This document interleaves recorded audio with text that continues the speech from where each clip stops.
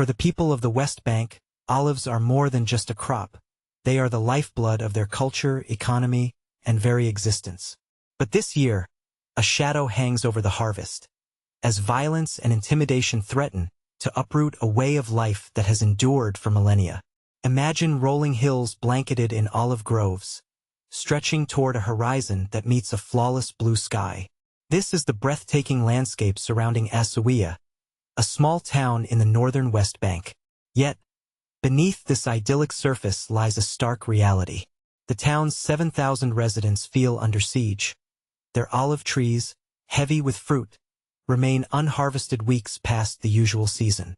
Why? Because reaching these groves means risking violent confrontations with Israeli settlers or security forces. And this is the part most people miss. It's not just about access. It's about a systematic effort to dismantle Palestinian rural life. Mahmoud Hassan, As-Sawiya's mayor, points to the olive orchards across the highway, lands owned by local families but now effectively off-limits. Our olives are everything, he says, his voice heavy with frustration. They're our economy, our food, our heritage. These past years have brought nothing but suffering. The story of As-Sawiya is tragically common across the West Bank. The Palestinian Farmers Union, PFU, has documented over 50 violent incidents since October, while the UN reports a staggering 86 settler attacks related to the olive harvest, resulting in injuries, property damage, and even casualties. But here's where it gets controversial. The PFU claims these attacks are not random acts of aggression, but a deliberate strategy to cripple Palestinian livelihoods. The situation is further complicated by the political landscape. Israeli settlers in the West Bank enjoy the backing of far-right ministers within Israel's ruling coalition, the most right-wing in the country's history. A recent bill, seen as a step towards annexation, has received preliminary approval in the Knesset, fueling fears of further land grabs and displacement. The human cost of this conflict is devastating. In October 2023, a 40-year-old farmer was shot dead while harvesting olives with his family near As-Sawiya. 6 months later, a Palestinian paramedic was killed while treating victims of settler violence. The fragile ceasefire in Gaza offers little hope for relief here. Abbas Milham, director of the PFU, emphasizes the profound significance of the olive tree for Palestinians. It's not just a tree. It's a source of life, a symbol of peace. We've cultivated olives in Palestine for thousands of years. It's woven into our very being.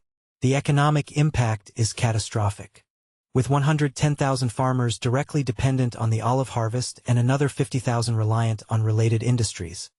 A quarter to a third of the West Bank's Palestinian population is affected. The PFU estimates that a record 70% of farmers will be unable to harvest this year, a stark increase from previous years. Olive oil production in As-Sawiya has plummeted from 150,000 liters annually to a mere 30,000 liters.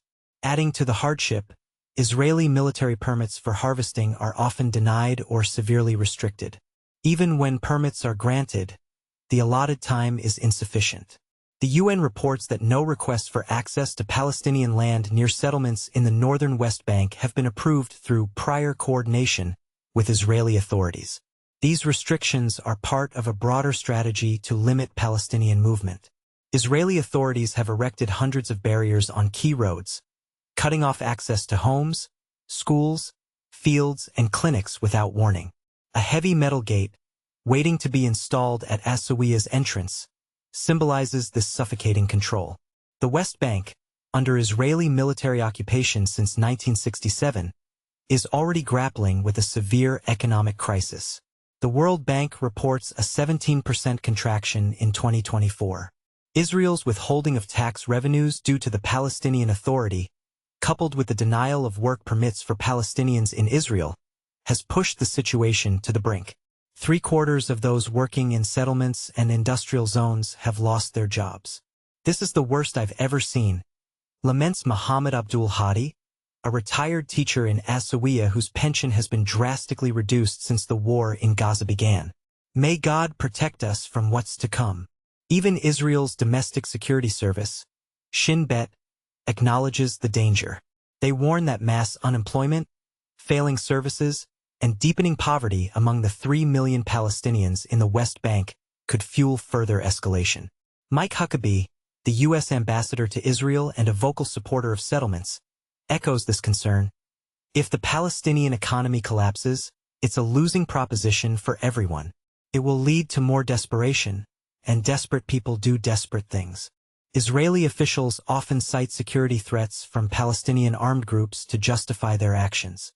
Since October 7, 2023, 59 Israelis have been killed in Palestinian attacks or clashes in the West Bank and Israel.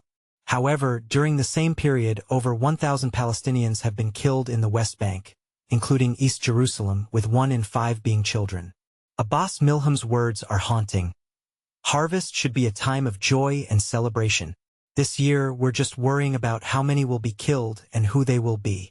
Despite the fear and uncertainty, Mahmoud Hassan remains defiant. People are terrified. It's true, he admits. Many of our young people are leaving, but they want to push us out, and we'd rather eat grass than give up. The struggle for the olive harvest in the West Bank is more than a fight for a crop. It's a battle for survival, for identity, and for a future where Palestinians can live in peace and dignity on their ancestral land. Is the world watching? And more importantly, will it act?